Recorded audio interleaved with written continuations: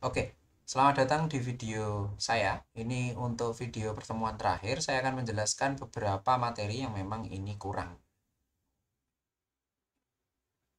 Di pertemuan sebelumnya, saya sudah membuatkan video tentang penjelasan tentang plastik dan penggunaan, bukan penggunaan, dan cara membuatnya dan jenis-jenis plastik. Ada plastik termoset, ada plastik, ini kan di atasnya ada plastik termoset, ada juga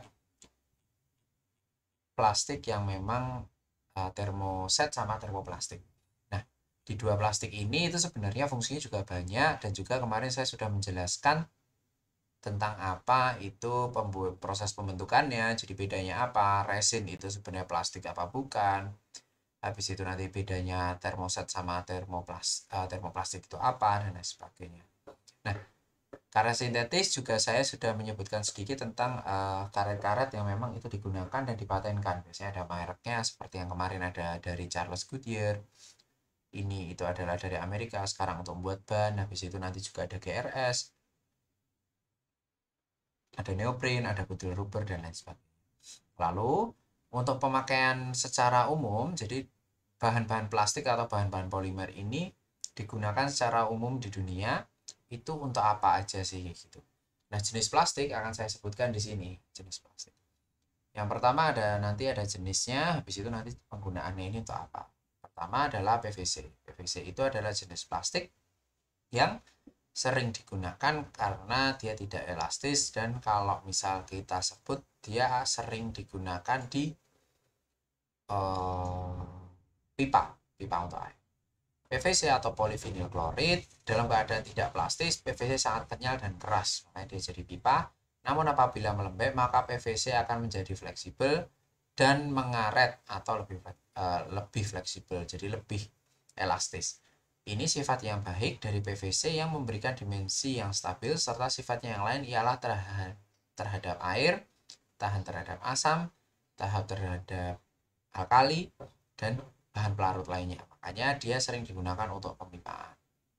Pemakaiannya biasanya PVC karena sifatnya yang kaku atau rigid dan dapat mempertahankan bentuknya. PVC sangat cocok digunakan pada bagian bahan tuangan atau molding. PVC ini kalau yang sering kita temui itu adalah yang pertama adalah pipa, yang kedua adalah untuk atap langit-langit, itu biasanya menggunakan PVC juga. Sifatnya yang fleksibel dari PVC sangat baik digunakan sebagai pelapis permukaan serta juga bisa jadi pelapis bocor. Jadi misalnya kayak cat misalnya Aquaproof ya, itu merek ya. Untuk Aquaproof misalnya, cat Aquaproof itu sebenarnya cat isinya apa sih kok dia bisa tahan terhadap air. Cat Aquaproof ini sebenarnya cat yang isinya adalah uh, campuran cat, terus nanti ada latexnya dan juga nanti ada PVC-nya. PVC ini karena dia bisa nahan air maka dia digunakan untuk semacam aquaproof gitu. PVC juga digunakan sebagai bahan pipa, saluran, dan kotak kabel. Kotak kabel yang memang dia nanti akan teraliri listrik dan teraliri air atau bakalan kena cipratan air dan teraliri listrik, dia perlu ada kotak kabel. Sebagai pelapis permukaan, nah ini kotak kabel dan safety helmet. Safety helmet itu PVC karena dia keras, jadi dia nanti bisa digunakan untuk safety helmet. Serta bahan pelapis tangki bahan kimia ya tadi, karena dia nggak gampang bocor, dia bisa nahan air dan lain sebagainya. Nah, nanti si bahan kimia eh, nanti apa namanya, si PVC ini biasanya untuk pelapis, untuk penahan bahan kimia atau pelapis cairan. Nah, selanjutnya ada PTFE. PTFE itu merek yang paling sering kita dengar adalah Teflon. Teflon sangat kenyal dan fleksibel. Nah, si PTFE ini dia kenyal dan fleksibel serta unggul dalam ketahanan panas. Makanya kalau misal kalian lihat atau nanti kalian perhatikan, itu paling banyak digunakan di panci, panci teflon. Di mana teflon tidak dapat terbakar, tidak dapat diserang oleh berbagai reaksi bahan pelarut. Maksud diserang itu adalah dia tidak akan bereaksi dengan bahan pelarut, mau dia korosif, mau kayak apa itu dia tidak masalah. Serta bahan isolator listrik yang baik. Isolator ya, bukan konduktor. Isolator itu artinya dia bisa nahan suhu. Gitu. Koefisien gesek yang rendah dengan harga yang relatif lebih murah. Koefisien yang gesek yang rendah itu maksudnya dia akan memiliki gesekan atau licin, itu koefisien geseknya rendah, terus harganya relatif murah. Makanya coating-coating untuk panci harga-harga 100-200 ribu dia dia tetap akan menggunakan Teflon atau PTFE. Sebenarnya Teflon ini itu sebenarnya merek dari Amerika kalau nggak salah, saya lupa, atau dari Eropa. Si merek ini nanti itu sebenarnya sebuah merek dari PTFE gitu. Jadi PTFE nama bahannya. Sebagai bantalan bearing, pipa-pipa bahan bakar, gasket dan pita, serta peralatan bahan kimia di mana PTFE sangat tahan terhadap pengaruh bahan kimia. Makanya dia dipakai. Terus ada polyamide, rem itu nilon bahasanya. Nilon sangat kuat dan ulet namun fleksibel. Kuat dan ulet itu artinya dia ditarik-tarik kuat, dia tidak gampang patah karena dia ulet, tapi dia yet fleksibel. Tahan terhadap abrasi serta dimensi yang stabil. Jadi pada saat misalnya kamu ulur-ulur, dia walaupun fleksibel, dia akan kembali karena dia kan elastis kayak gitu. Nilon dapat meredam air dan bahan pelarut serta secara umum memiliki sifat yang baik sebagai bahan isolasi listrik. Jadi rata-rata misalnya dalam kabel atau dalam alat-alat yang memang butuh isolasi listrik, dia adalah bahan isolator yang baik. Nilon ini banyak banget digunakan. Kalau yang saya jual itu nilon itu kayak untuk spacer di peralatan elektronik itu kan butuh yang dia isolator, nggak boleh pakai yang konduktor. Nilon akan memburu jika ditempatkan di tempat terbuka. Di tempat terbuka itu artinya tidak di-coating dengan baik, atau di tempat terbuka itu juga bisa dibilang kena panas sama kena udara. Pemakaian nilon digunakan sebagai bahan roda gigi, bisa roda gigi misalnya kayak di gear-gear, nah sebutnya gear-gear di alat-alat kayak gitu bisa. Valve itu artinya keran, terus kelengkapan alat listrik, ada handle, ada knob, ada bearing, ada cam, ada shock absorber, kom pembalut, pembungkus obat, jas hujan, dan serabut sikat, nut, dan tekstil. Jadi sebenarnya nilon ini adalah bahan campuran atau bahan pelapis untuk bahan-bahan yang lainnya. Makanya kalau lihat di sini, ini disebutkan banyak banget bahwa isinya macam-macam.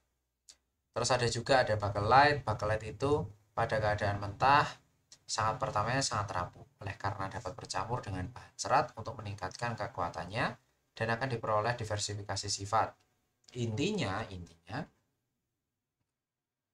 pembentukannya dari bakelite ini sebenarnya tidak dicairkan, jadi dia bukan termoset, bukan termoplastik. Bakelite ini pembentukannya dipres, dipadatkan berarti dipres pada temperatur sampai 200 sampai 2000 derajat Celcius. Pemakaiannya paling banyak ada di peralatan listrik karena ini material khusus. Terus tombol, handle, box radium, mebel, vacuum cleaner, terus ada kamera, asbak rokok karena dia tahan suhu dan dia tahan air, kelengkapan kelistrikan otomotif dan pemakaian lainnya seperti hiasan, ornamen, macam-macam. Tapi biasanya yang paling banyak itu adalah bantalan-bantalan. Itu untuk peralatan aircraft atau pesawat, itu juga peralatan kesehatan juga. Pelapis kopling dan rem kendaraan itu juga menggunakan bakelite. Jadi untuk rem kendaraan karena dia gesekannya lumayan tinggi, jadi makanya menggunakan bakelite gitu. Lalu ada polyethylene. Polyethylene itu salah satu jenis termoplastik. Termoplastik itu berarti pembentukannya adalah dari padat, terus dia dicairkan. Setelah dia dicairkan, dia akan dibentuk. Nah, dari termoplastik ini serbaguna karena sifatnya kenyal. Jadi rata-rata sifatnya adalah polyethylene itu kenyal dan fleksibel pada berbagai perubahan temperatur. Jadi dia lumayan kenyal dan serta dapat mempertahankan kestabilan dimensi. Sifat lain dari polyethylene ialah sangat mudah dicetak dan tahan terhadap berbagai unsur pelarut, juga tahan terhadap kelembaban cuaca untuk jangka waktu yang lama dan tetapi tidak tahan terhadap cahaya. Selanjutnya adalah pemakaiannya itu digunakan secara luas sebagai pembungkus serta penutup botol. Berarti ini coating yang terpisah. Kalau tadi nilon itu kan bisa dicampur ya. Jadi misalnya ada material besi, ada material metal, aluminium misalnya. Habis itu nanti mau dikasih material yang memang itu mendukung atau biar dia nggak bocor airnya dan lain sebagainya seperti itu. Berarti harus di coating menggunakan nilon. Nah, yang di coating ini bisa dari segi material lemah. Terus juga kalau yang untuk polyethylene ini biasanya digunakan untuk material pembungkus atau pelapis. Pelapis ini juga serta penutup botol sangat baik digunakan kebutuhan rumah tangga seperti ember, mangkok, di samping pemipaan, kelengkapan kesehatan, serta pelindung kawat atau kabel. Selanjutnya, dari bahan-bahan itu juga ada kan plastik. Nah, setelah plastik itu bahan isolasi. Terus bahan isolasi itu adalah isolator. Isolator itu bisa jadi isolator listrik, bisa jadi isolator suara, bisa jadi isolator panas, suhu berarti ya. Dan juga misalnya untuk getaran kayak gitu. Nah, bahasan isolasi listrik ini sebenarnya paling banyak digunakan di mesin-mesin besar atau di rumah-rumah yang rata-rata di luar negeri. Modelnya seperti itu. Nah, si isolator listrik ini itu digunakan di kabel itu pasti, karena kalau kabel dalamnya tembaga, luarnya juga tembaga, kalian pasti kesetrum, dan itu pasti nggak boleh seperti itu. Nah, kalau yang untuk isolasi ini misalnya kayak rubber atau plastik yang di bagian luarnya agar itu nggak nyetrum misalnya gitu, agar itu nggak nyetrum, jadi harus menggunakan isolasi listrik.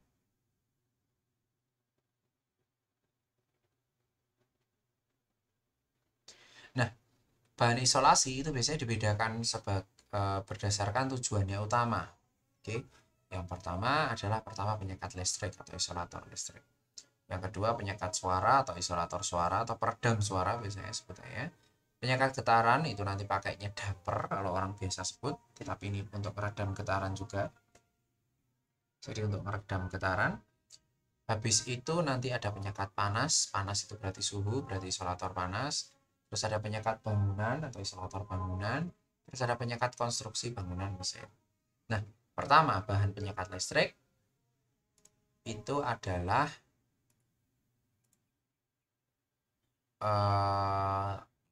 rata-rata yang dipakai di kabel atau peralatan kelistrikan yang lainnya. Jadi misalnya kalau misalnya ada kabel atau peralatan listrik yang memang dia besar, itu biasanya nanti di bagian luarnya itu dikasih isolator biar pada saat dioperasikan oleh manusia atau dipegang atau digunakan oleh kalian itu tidak nyetrum kayak gitu.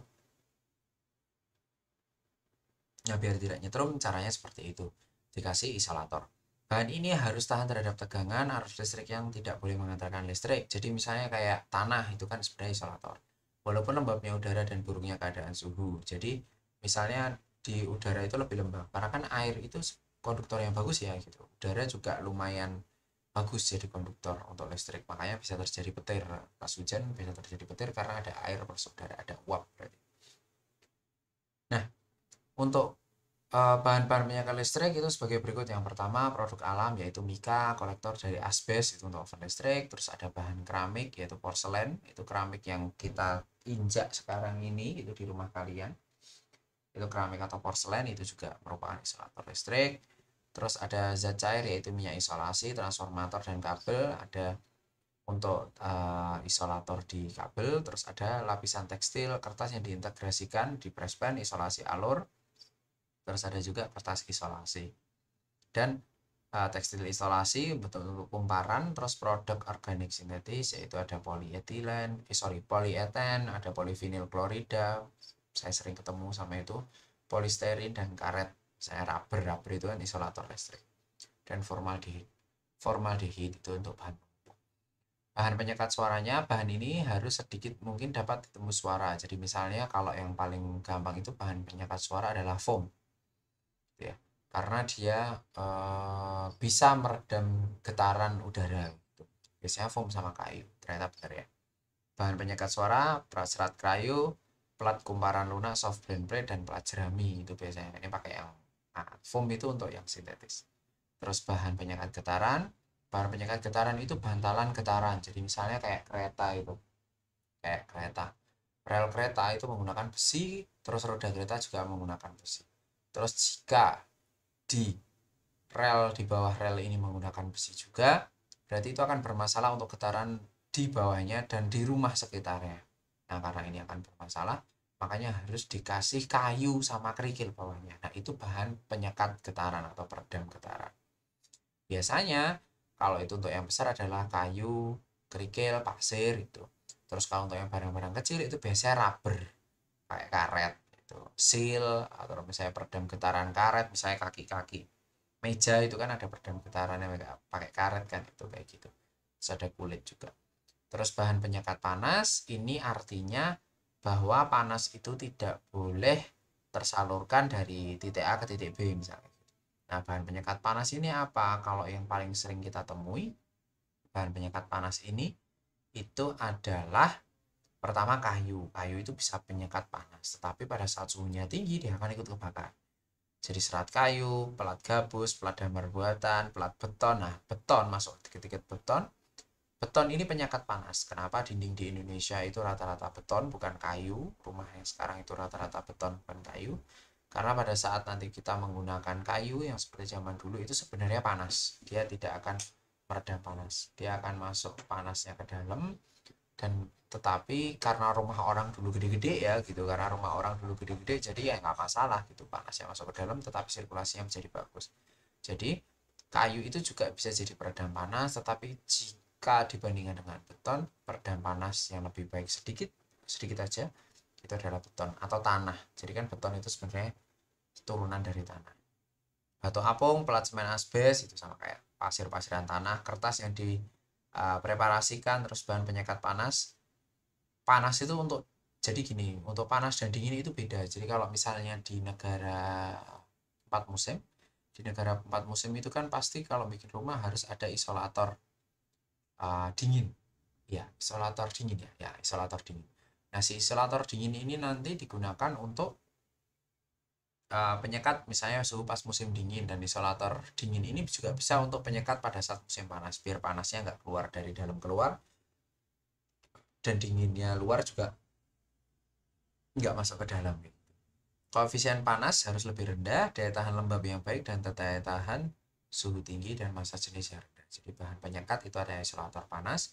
Ini biasa digunakan di mesin juga. Jadi kalau di mesin itu biasanya ada perubahan material di tengah mesin, terus nanti sampai di pinggir mesin. Tengah mesin misalnya bloknya material yang menggunakan besi, itu penyalur panas yang bagus.